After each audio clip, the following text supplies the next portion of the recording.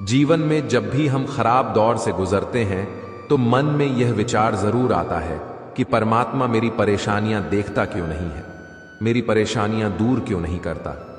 लेकिन सुख दुख तो हमारे जीवन का हिस्सा है।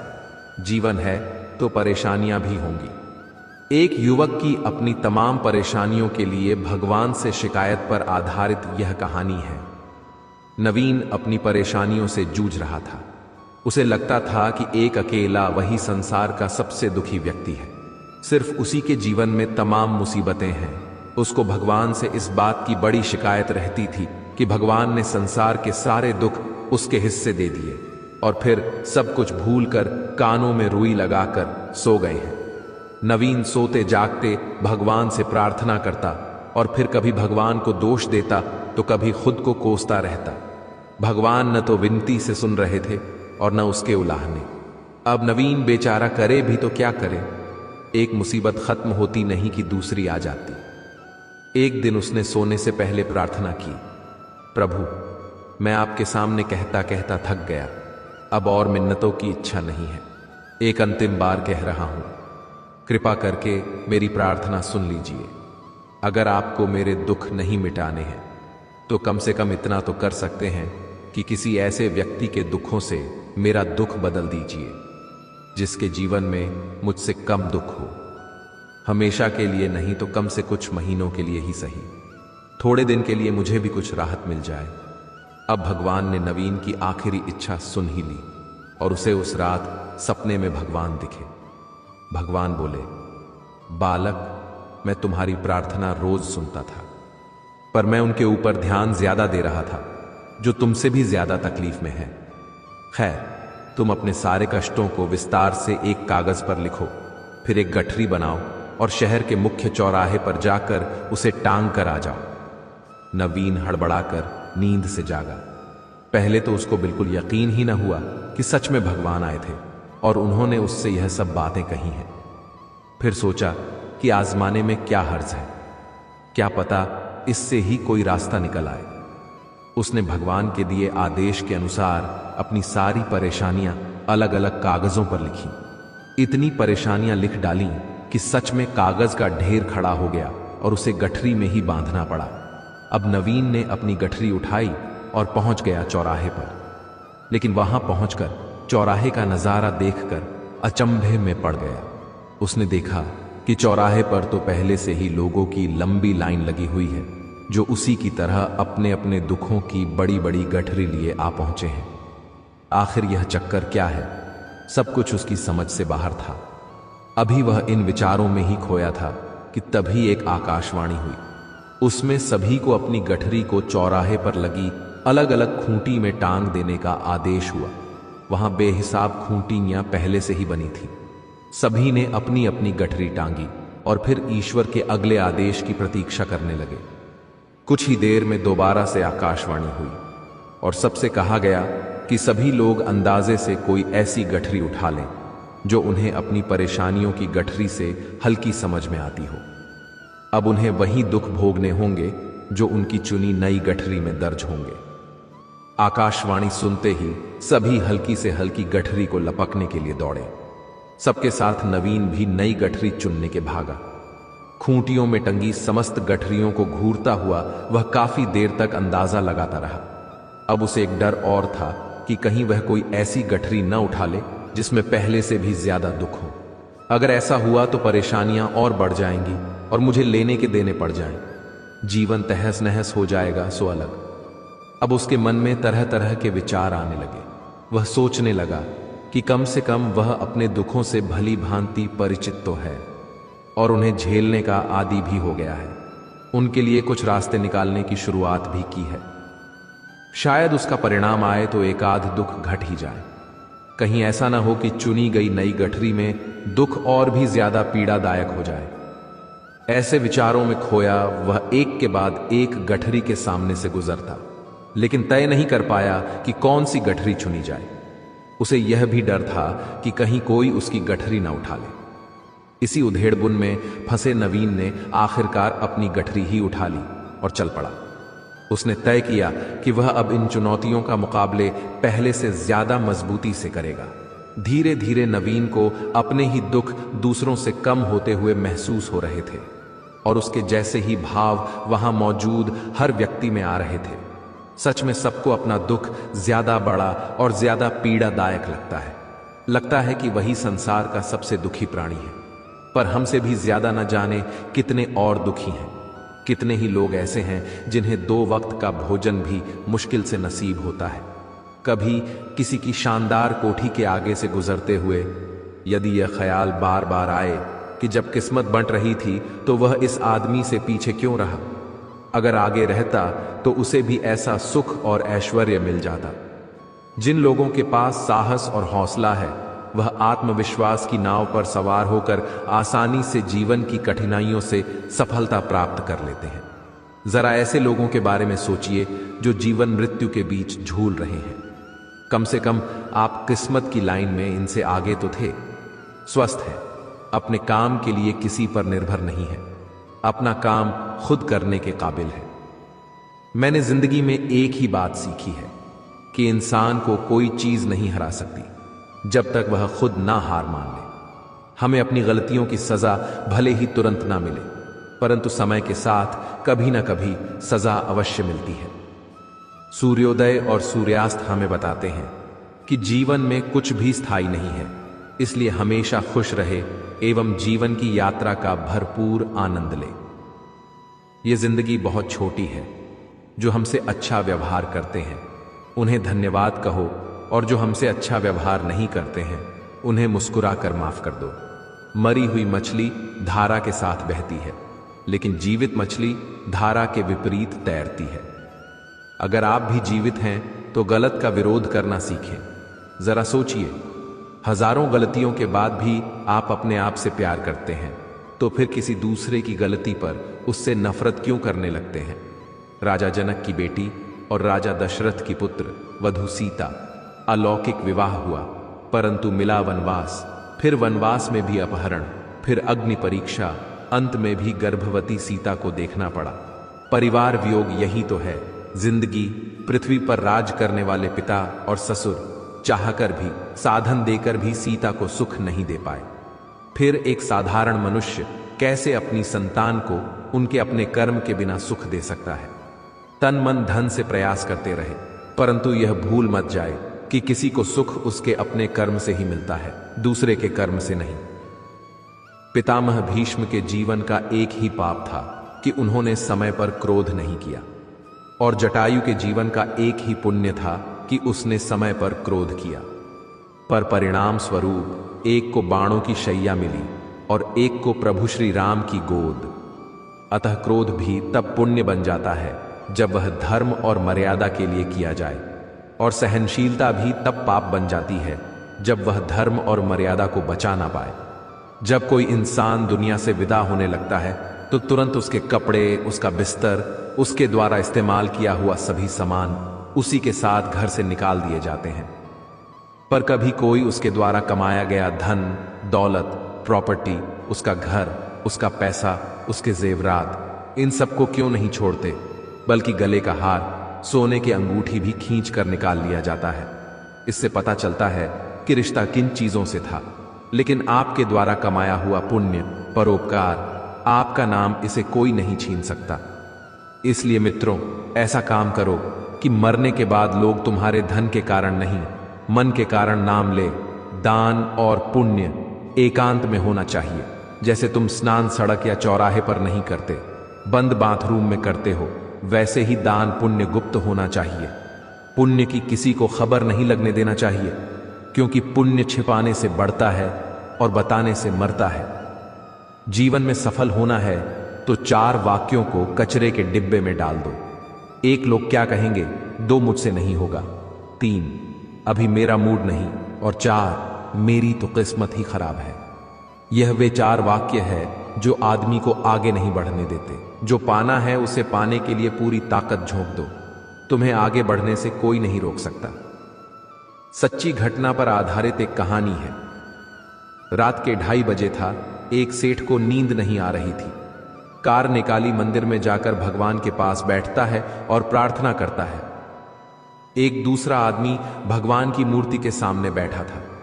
मगर उसका उदास चेहरा आंखों में करुणा दर्शा रही थी। सेठ ने पूछा, क्यों भाई, इतनी रात को मंदिर में क्या कर रहे हो? आदमी ने कहा, मेरी पत्नी अस्पताल में है। सुबह यदि उसका ऑपरेशन नहीं हुआ तो वह मर जाएगी और मेरे पास ऑपरेशन के लिए पैसा नहीं है। उसकी बात सुनकर सेठ ने जेब में जितने रुपए थे वह उस आदमी को दे दिए।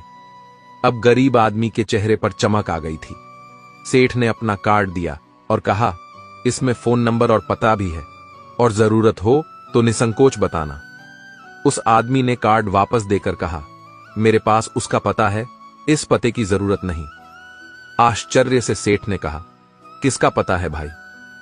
उस गरीब आदमी ने कहा, जिसने रात को 2:30 बजे आपको यहां भेजा, उसका भगवान मदद जरूर करता है। अर्जुन श्री कृष्ण से बोले, केशव, जब मृत्यु सभी की होनी है तो हम सत्संग, भजन, सेवा, सिमरण क्यों करें?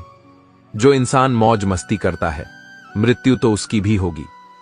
श्री कृष्ण जी ने अर्जुन से कहा, हे पार्थ बिल्ली, जब चूहे को पकड़ती है तो दांतों से पकड़कर उसे मारकर खा जाती है, लेकिन उन्हीं दांतों से जब अपने बच्चे को पकड़ती है तो उसे मारती नहीं, बहुत ही नाजुक तरीके से एक जगह से दूसरी जगह पहुंचा देती है। दांत भी वही है, मुंह भी वही है, पर परिणाम अलग अलग। ठीक उसी प्रकार मृत्यु भी सभी की होगी। प्रभु के धाम में मनुष्य के 3 मित्र सच्चा कौन है, हम आपको बताते हैं। एक व्यक्ति के 3 साथी थे। जब वह मरने लगा तो अपने मित्रों को पास बुलाकर बोला, अब मेरा अंतिम समय आ गया है। तुम लोगों ने आजीवन मेरा साथ दिया है, मृत्यु के बाद भी क्या तुम लोग मेरा साथ दोगे? पहला मित्र बोला, मैंने जीवन भर तुम्हारा साथ निभाया, लेकिन अब मैं बेबस हूं, अब मैं तुम्हारी कोई मदद नहीं कर सकता। दूसरा मित्र बोला, मैं मृत्यु को नहीं रोक सकता, मैंने आजीवन तुम्हारा हर स्थिति में साथ दिया है, मैं यह सुनिश्चित करूंगा कि मृत्यु के बाद तुम्हारा अंतिम संस्कार सही से हो।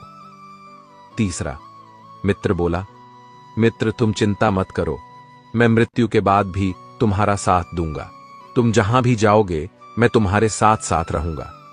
वे तीनों मित्र थे, धन, परिवार और कर्म। दोस्तों, जीवन भर हमने कितना भी धन कमाया, वो तो सब यहीं रह जाएगा और ना ही कोई परिवार साथ जाएगा। साथ रहेगा तो बस कर्म, इसलिए जीवन में अच्छे कर्म करें, यही हमारे जीवन का सार है। एक बार की बात है, जंगल में भगवान महावीर को अकेले चिंतन में लीन पाकर एक दुष्ट व्यक्ति उन्हें तकलीफ देने लगा, लेकिन महावीर शांत रहे। इससे उसकी हरकतें बढ़ती गईं। महावीर ने ना तो गुस्सा किया और ना ही उस व्यक्ति को रोकने की कोशिश की।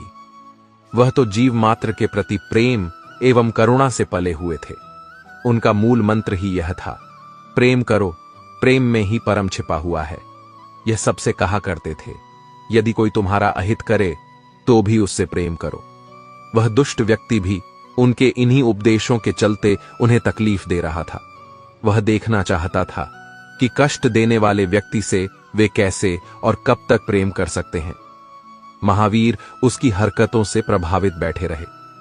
दुष्ट ने जब देखा कि उनके ऊपर कोई प्रभाव नहीं पड़ रहा है, तो एक लकड़ी का टुकड़ा उनके कान में डालकर खर्च दिया। कानों से खून बहने लगा। महावीर ने फिर भी कुछ नहीं कहा, तो उसने दूसरे कान में भी वैसा ही किया। अब महापौर को हो रही तकलीफ का अंदाजा लगाया जा सकता था। दुष्ट ने देखा कि महावीर की आंखों से आंसू निकलने लगे। यह देख वह बोला, मैंने तुम्हें बहुत कष्ट दिए हैं, तुम्हें पीड़ा हो रही है, पर तुमने मुझे रोका क्यों नहीं? महावीर बोले, पीड़ा मेरे तन को नहीं मन को हो रही है। दुष्ट व्यक्ति ने कहा, लेकिन घायल तो तुम्हारा तन हुआ है।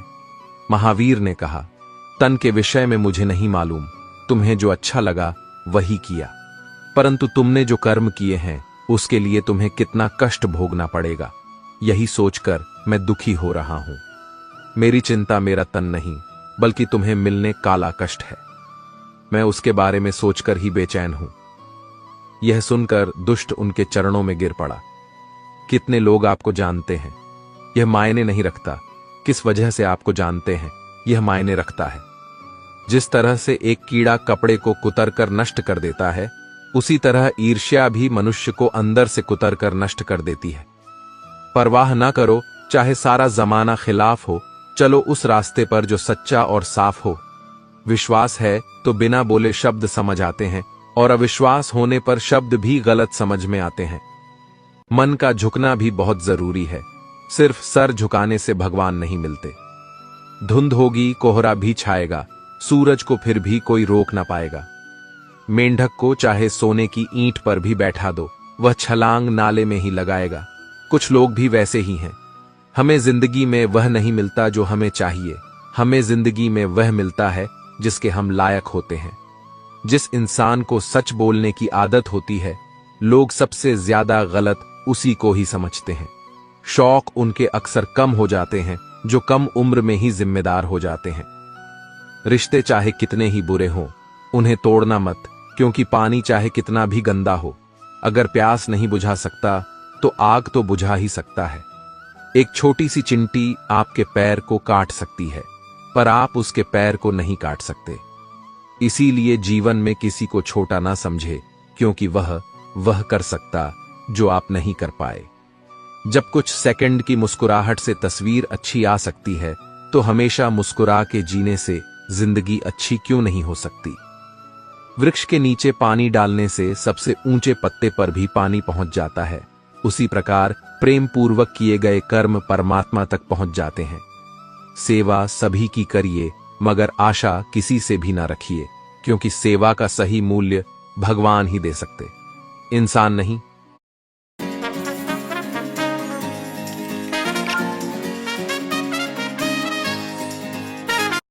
इनसे दूर रहना बेहतर, जो दूसरों से धोखा करते हैं और आपसे वफादारी के वादे करते हैं, जो दूसरों के बारे में गलत अफवाहें फैलाते हैं और पीठ पीछे गलत बातें बोलते हैं, जो अपने माता पिता का तिरस्कार और अनादर करते हैं, जो जिंदगी के बारे में हमेशा निराशावादी बात करते हैं, पूरी तरह नकारात्मक है और हर कार्य के पहले भय पैदा करते हैं, जो अपने गलत कार्यों में आपको भी भागीदार बनाना चाहते हैं, जो आपकी गलत बातों का कभी विरोध नहीं करते, जिनके लिए धन ही प्राथमिकता है, मानवता और संबंध कोई मायने नहीं रखते। ऐसे लोग किसी भी प्रकार का संबंध रखने लायक नहीं होते।